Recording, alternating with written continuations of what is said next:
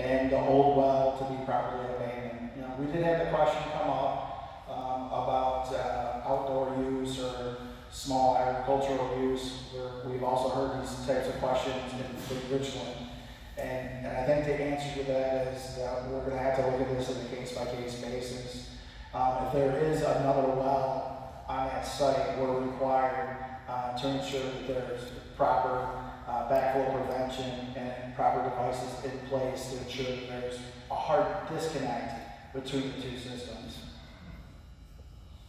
This picture's a little stretched, but it does show you kind of what those impacts are of water main installation. You can see it's a rather sizable cut in the road there. This water main is actually going on the south side of the road. It's our standard uses the north, but you know, not every street is the same. You can see this road is closed at the time of the work, and it's got a big pile of dirt in it. The other project that we're talking about, packaging up with this funding plan, is to replace the old cast iron undersized main on Glendale Avenue and replacing that with 8-inch ductile iron pipe from Riverview to Orient. That project cost is about $840,000. Again, in terms of project funding, this is something that we're looking at as the overall capital improvement program of that Kalamazoo water system. Water capital improvements are funded by all system users. If we had to take an $840,000 project and assign a rate impact to it, it would be about 0.33% increase. So with all of these projects, we've been telling you direct rate impacts to each one of those projects. However, when we look at rates together, we're going to be looking at the overall capital and the overall O&M of the system. Impacts of work with this Glendale water main replacement, depending on the sequence of operations, construction means and methods, and how they lay that main. There could be a period where we have to go under a boil water advisory during that switch over. All that information will be detailed out to you when that work actually occur.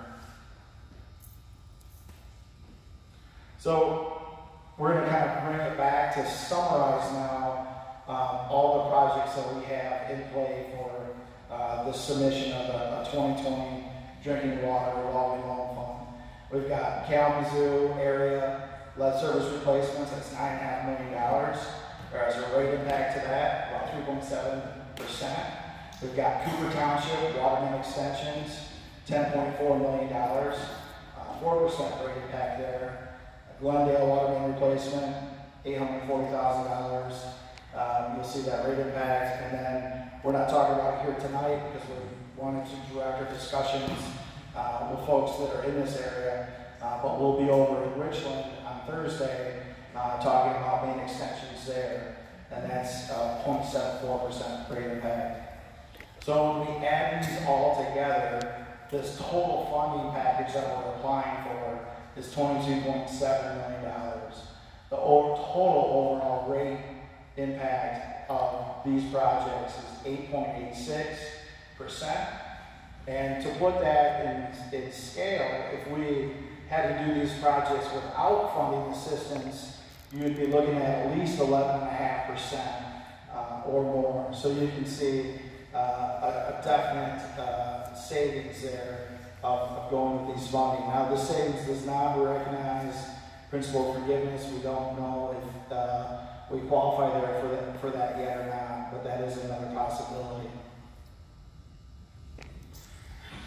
Typical water bills, right now, by ordinance, if you're in the city of Kalamazoo and you use 70 cubic meters per quarter, that's about 200 gallons per day.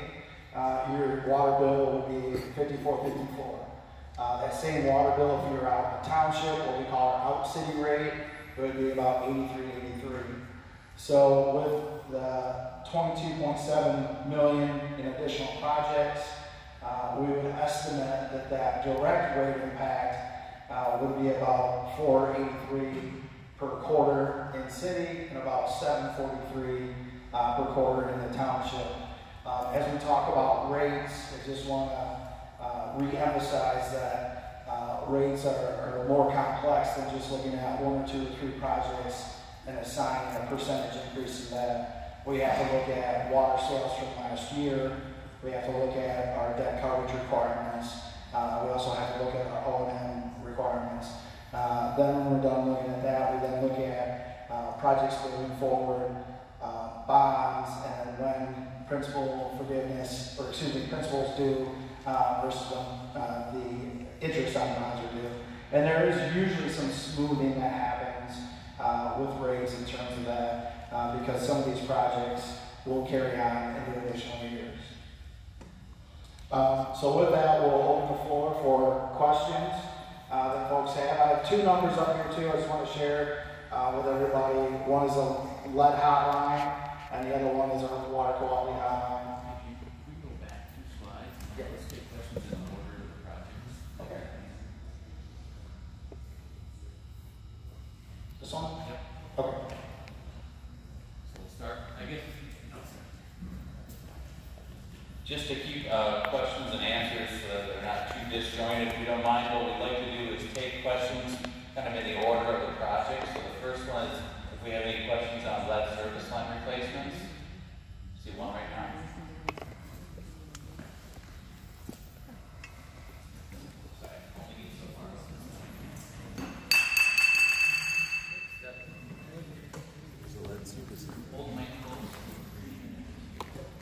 My name is April Lane. I live on Beacon Street, which is right around the corner.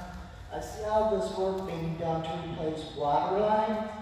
What about sewage lines backing up into people's basements? Instead of building things up, understand clean water we need. We also need to have something done with the sewer, wastewater treatment plant, etc. Is there anything scheduled in the future regarding those aspects?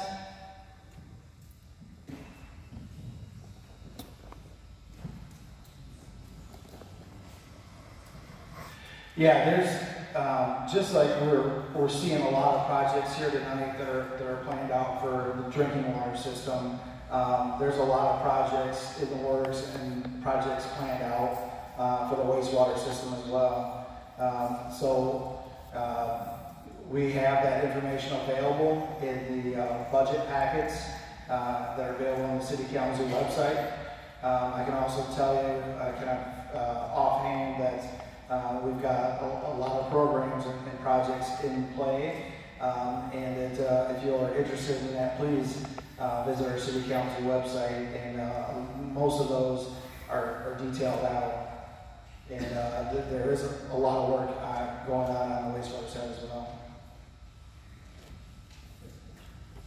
Cooper thing, if that's okay. Oh, actually, I want to make sure any other lead service line replacement questions. This kind of relates to the lead service. It used to be that your... Hold on a second, sorry.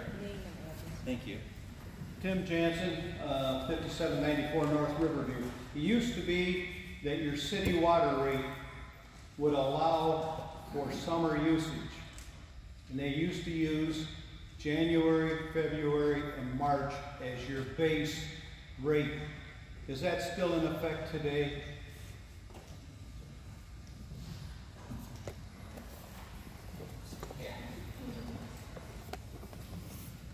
Yes, that is. If you sprinkle, we look at your usage for sewer during the winter months, and then water and sewer accounts are what we call linked.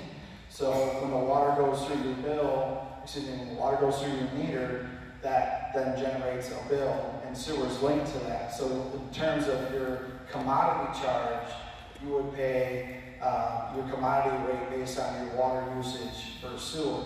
Now, if you sprinkle, and in the summertime you're using more water, normally what we can do is we can unlink your water from your sewer and link your sewer then to your winter usage to allow you to irrigate and use more water in the summertime.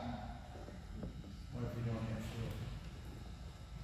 If you don't have sewer, it's the same question. If you don't have sewer, we also have sprinkling accounts that we can set you up with a sprinkling account that is similar to that.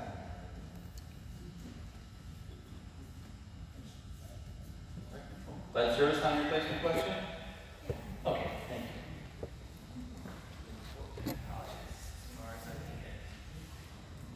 President Hughes, 2931 Mount Olivet. I have two questions. One is, you said a couple of times that the rates didn't go up this year, but I just paid my water bill last week, and it did go up, and I asked the clerk, I said, did the water go up? And she said, yeah, the water went up. So anyway, that wasn't my original question, but I want you to address that, because mine just went up. And secondly, in Mount Olivet, where I am, I'm in the city, but Parchment is before me, Parchment's after me, Parchment's behind me. So, are my pipes city pipes? Are my pipes going to be in this lead replacement thing? Or, I always wonder when we have Parchment trouble and stuff, where am I? You know.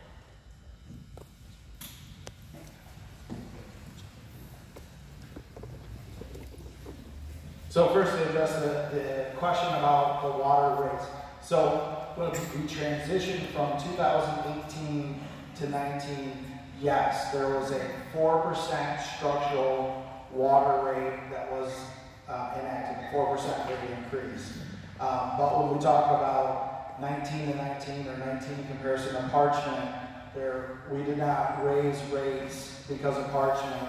And if the question of if I'm in Parchment, did I get a rate increase? And the answer is, if you're in Parchment, did you get one when you came over? That answer remains no, because our ordinance rates are lower than what their ordinance rates were. But as a system customer, yes, there was a 4% structural rate increase as we changed from 18 to 19. So I hope I cleared that up. Getting tripped up here. So the other question about, so you live in Mount Olivet. It sounds like you live in the Burke Acres neighborhood. And our records indicate that the area is copper. And that area was primarily built after 1950, so like 1951 and after. And the city was using copper service lines at that point in time. If you've still got a question or concern about it, want to know for sure, is my house for sure copper? Give us a call on that lead hotline. That's 337-8550.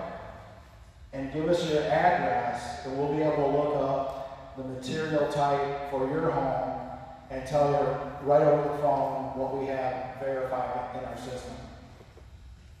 Could you give us the water quality hotline number? Yeah, the water quality hotline number is 8756. So that's 337-8756.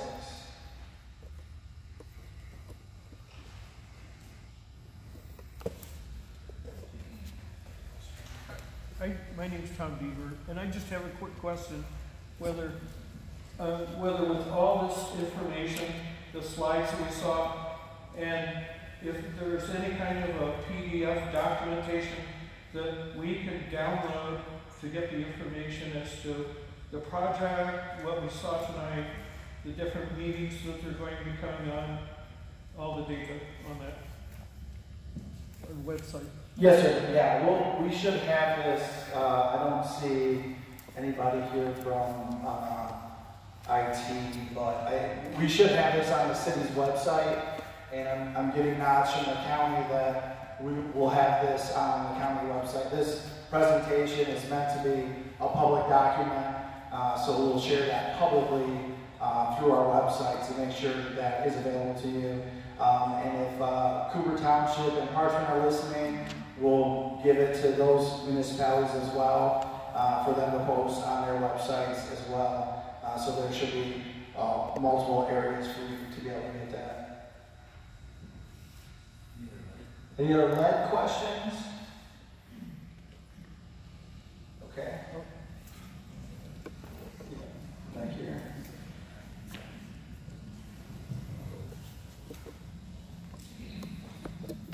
So on 22, it's a little bit 3477 Canton Drive. If you could go back to the screen where you're showing the lines going through Cooper Township.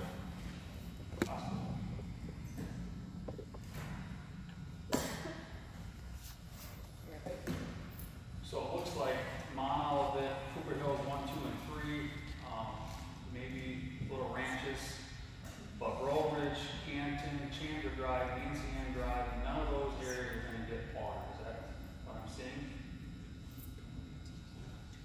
Yes, that's what you're seeing. Okay. Well, and that's fine, but my concern is, this, I'll be honest with you, I've been trying to stay up on this as much as I can. This is all new to me, so this is amazing we're this far along, to be honest with you. But I guess what I'm a little surprised at is that, from what I've gathered from other individuals, the testing that Georgia Pacific has done, they didn't find anything on Tibet, and up by Worcester, I think that was all okay. We're basically at the same level as Sandra, Plato.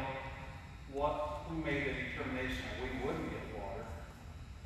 And how much more of a big deal is it for us to get water? I don't want to have my neighbors shooting at me, but at some point, the billboard's going to let me retire and I want to sell my house, so I'm going to be telling you people that I've got good water.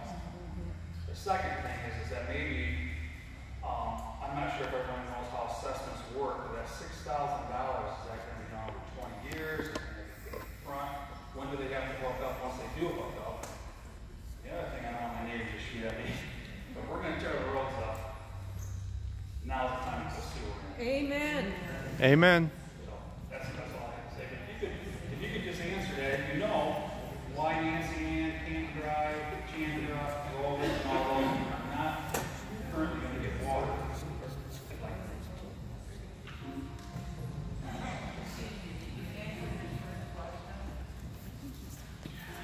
All right, so one of the things that was brought up was the assessment, the 6,000.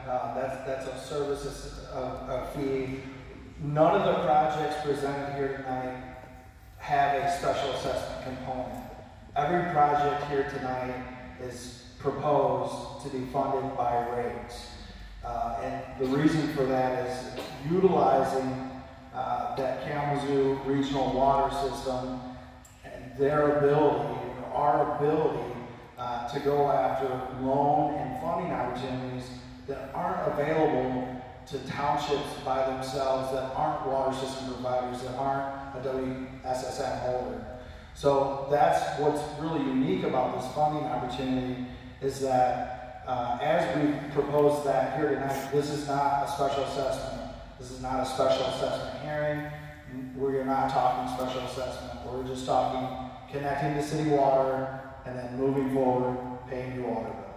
That's what this work is about. Now, the next question to answer, why this and not some of that area. So, number one, it was worse first. These are the areas that are, to my knowledge, have the wells that are, in the detectable range of the PFAS. And they're in that range of where we've had detection limits. And it might not be everything. There's an additional component of this is also looping the water system. So if we're all the way up on McKinley and all the way over, and we need to extend water on Riverview, the best way to do it is to loop that back around, and that's for water quality.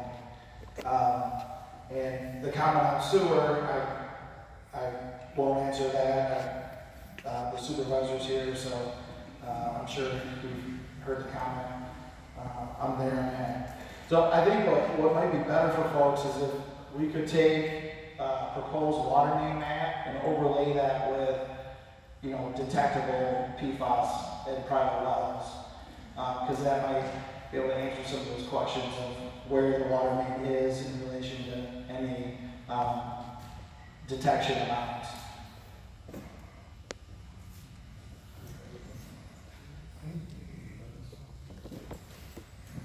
Hi, I'm Sharon Chambers. I'm on Sodom.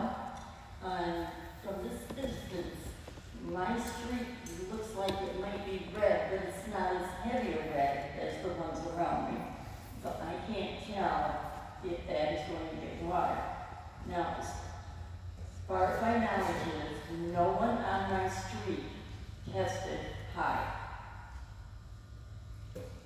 So I'm trying to figure out if I'm supposed to be getting water or not. So we'll make these maps available in terms of being able to really see and decipher where's your house compared to where the main is proposed. The map also has different size water mains in it, so that could be some of the confusion on the different side lines. And the way this was built out was one, to get access to all the homes, and then two, to loop that system.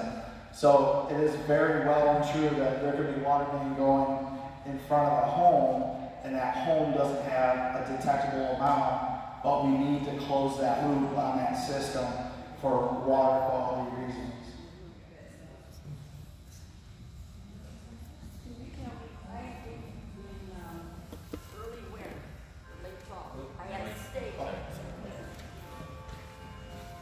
Late fall, early winter, I had a stake appear in my yard.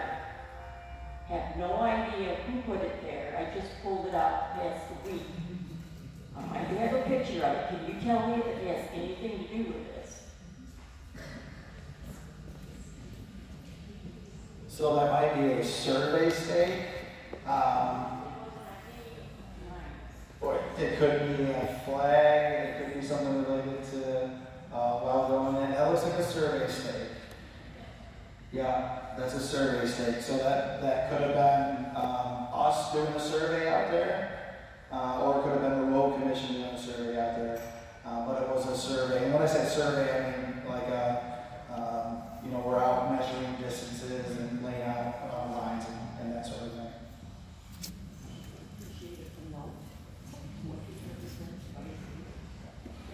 Yeah. Tom Beaver again. With putting in the water, does that also include the possibility of getting fire hydrants in the area, which would also lower our fire code? So we put better rates on insurance. So I think it's actually taken us longer to pass this microphone back and forth than just to answer the question. So I apologize. I wasn't trying to rip it out of your hand, but it's just to try to get back and forth and things. So yes, when we install when we install water mains, we also install hydrants as well. And the reason for that, there's a fire protection need for a hydrant. There's also a water quality need for a hydrant. So the AWWA standard on water, fire hydrants is every 500 feet, I believe. Now we'd like to have them every 300 feet because for water quality reasons and everything like that. We do everything from flushing to air releasing to emergency sample locations to water quality, initial response, and everything to do with hydrants. So it's probably a more involved answer that you want on hydrants, but the answer is yes, there will be hydrants. And that is a pertinence to water main, and for us, it's a required component of water main for all those reasons listed, and the benefit is fire protection.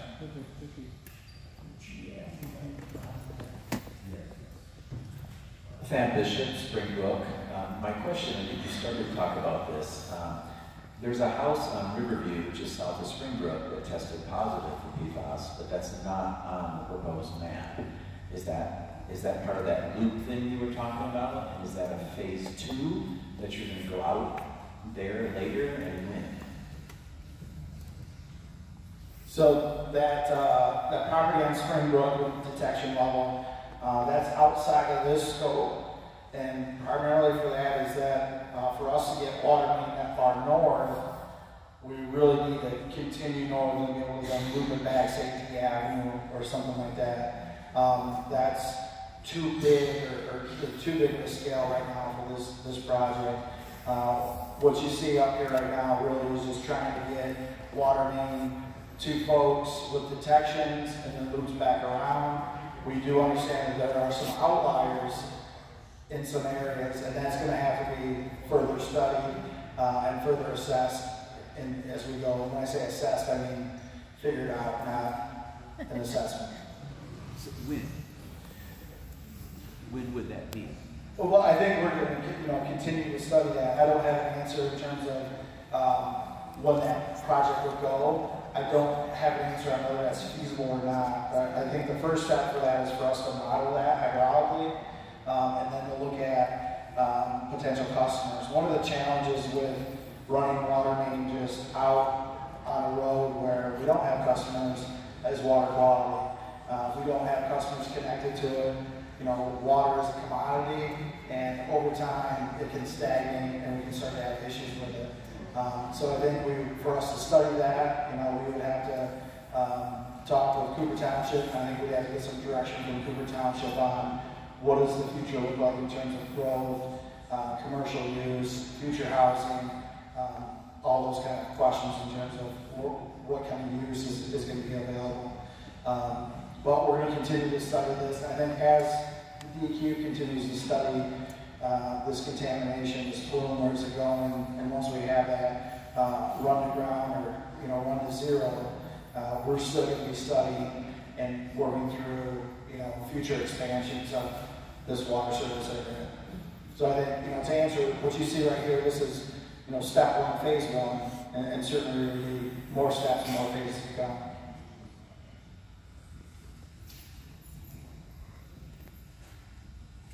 Yeah, Curtis Corner, 5752. First question, just to reiterate on the particular project for my location, there's like a $19,000 and some possible assessment. You're saying that's down in the flag, that's all going to be funded by water rate increases. Okay, so I follow that and that's confusing. The next thing is, as I look at this map, it looks like a resurrection of a map that I saw not too long ago where they were going to run water and sewer through those same places, and it was basically petitioned down where that was quashed. That project was not going to happen. This looks like a resurrection of that project. To reiterate what the gentleman was talking about earlier about low detection levels, my particular property came back with zero detection, and looks like I'm going to be forced to hook up to this system, even though all the properties around me are low detection. And the gentleman over there who's up in the area who's not going to be affected with any water mains, that has a detectable rate, and that water mains aren't going to be run back into his area. So I think it's kind of convenient. I think there's a lot of mistrust of the convenience of how quickly this sprang back up again, and how they're using low detectable rates of PFAS to basically resurrect these projects and cause these projects to go forward. So there's some distrust in that as well. Mm-hmm. So, anyway. I'm not hooking up to it. Yeah, to answer that, I didn't have any involvement in the sewer proposal. In fact, I don't even know what that sewer proposal was. Again, as we look at where the contamination is, and then where we can put water main and then loop that back and make that feasible, this area as shown works. And I think that's one of the challenges in that when we have a splattering of detection levels, and we also have to understand those are at different depths. And you may be in a shallow well, and somebody might be in an intermediate well, but wells don't last forever, and you might have to go to an intermediate well to where now you could have detection level. And as we look at the overall, plot, if you will, of dots on paper, we have to understand the dimension, that it's three dimension. We've got depth that we're also looking at. And we're also faced with, levels, as we talked about, the 70 level from the EPA, the recommendation, if you will. But folks, the DEQ is going to have an enforceable level this year that's going to be in place before December. And I don't know where that's going to go, to be honest with you. And furthermore, in my position and in the work that I do, I'm not a medical professional, and I cannot tell you what's good or what's bad. All I can do is respond and react to levels and standards that the EPA and the DEQ enforce. You know, so it's like a speed limit sign. If it says 25, I gotta go 25. You know, I can't tell you what the effects of that are. I just tell you that's what I gotta do. Next questions. Lori Garrison, 5580 Plato. Neighbors around us that were tested came back at 0. We personally had our own testing done, and we came back at 0. Are we included in this loop now just to complete the loop? So we'll have to hook up to the water?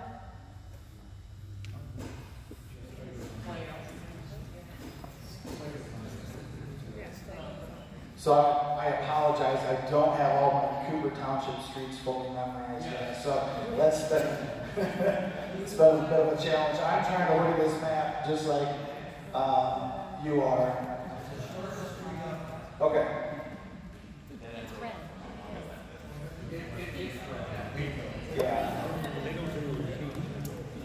Yeah, I think overall, you know, as we, you know, just to reiterate, as we look at detection levels on the map in the general area, and then we look to try to build a water system that's going to be functional and reliable and have good, you know, quality water, and that has those loopings. That's exactly the kind of things we run into, is that we might have water main that passes your house, and your house might not have a detection level, but that, you know, requirement to, you know, to hook up would be there.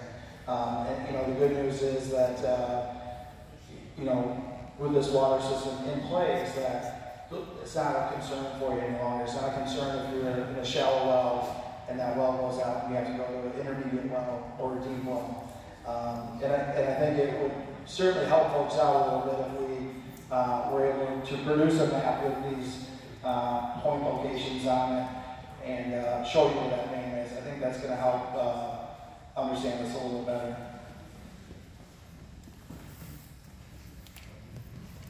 Gary Catman, 5596 Plato, neighbors with our last question. How does Kalamazoo City take over Cooper Township?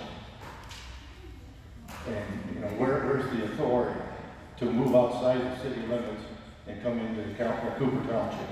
Number one question. I'd like to have you say yes or no, that if this does go through, it's going to cost me nothing other than a monthly or quarterly rate. And also,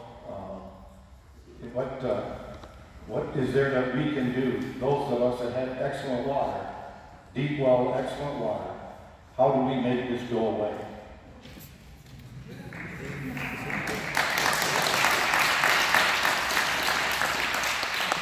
So I think I heard 3 questions, and yeah, I'm going to try to answer all 3 of them. So number 1, the city of Kalamazoo does not have authority to take over Cooper Township.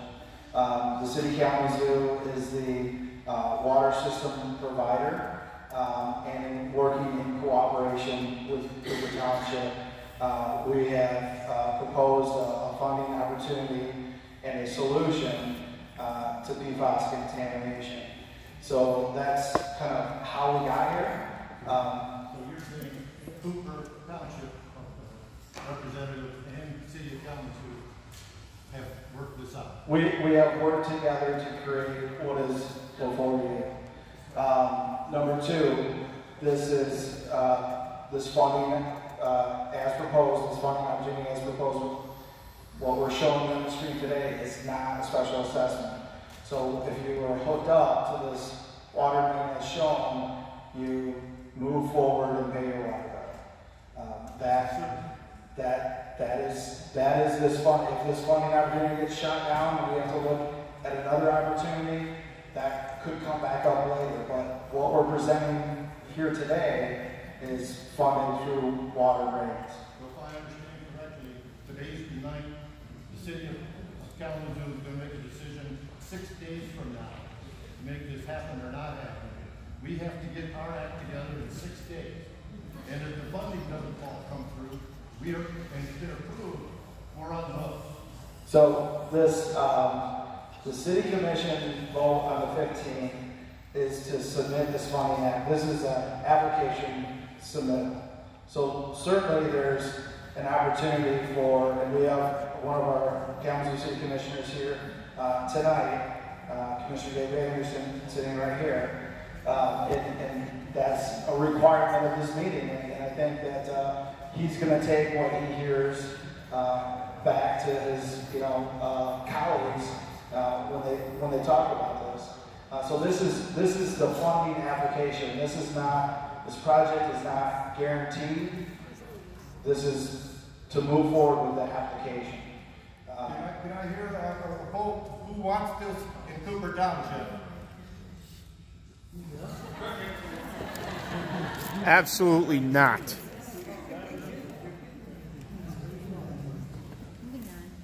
Question in the back?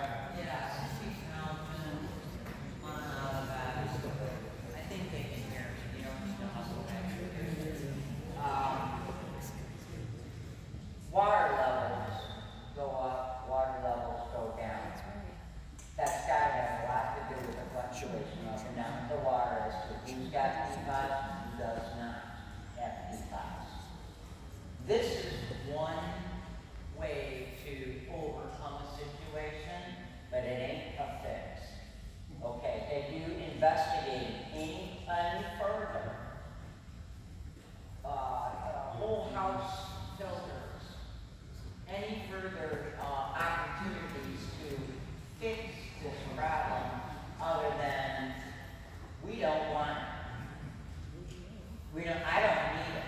I didn't need the sewer, but damn it, if people need the sewer, give it to them. If people need the water, give it to them. I don't want it. So, yeah, thank you. I think that, the question really centers around what are the alternatives, and what alternatives have we studied. And I think that's a good point to look at. I know there's several folks here that are on a health department provided undersink filter system that has cartridges and stuff that you take out and everything like that. That's an intermediate solution. We also have your well, whether it's a shallow well or intermediate well, and is the intermediate zone PFAS free or not? So I think those are additional questions that we're still potentially looking at. But as we looked at the alternatives for this project, the best long-term sustainable solution, in our opinion, was to install city water. City water, water main in the street that's got a design life of 100 years. You're connected, and you don't have to worry about it. Somebody else's problem. And when you're on a private well, that's your responsibility. It's your responsibility for the operation, maintenance, repair of that well.